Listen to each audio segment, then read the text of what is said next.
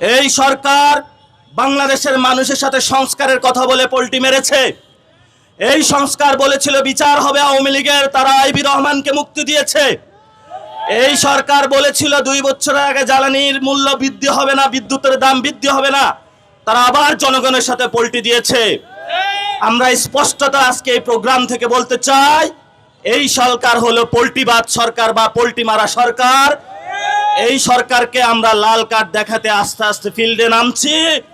ভবিষ্যতে জনগণের দৌড়ানি তারা খাবে এবং 200 সিট নিয়েও পার পাবেন না। শেখ হাসিনার সিট আরো বেশি ছিল, শেখ হাসিনার দাদা বাবু ছিল, আপনাদের দাদা বাবু নাই আর এত সিটও বেশি পান নাই।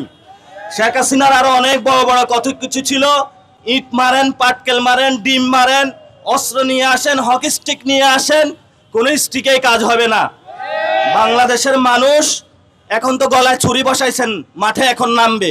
দ্রুত এই সিদ্ধান্ত প্রত্যাহার করুন।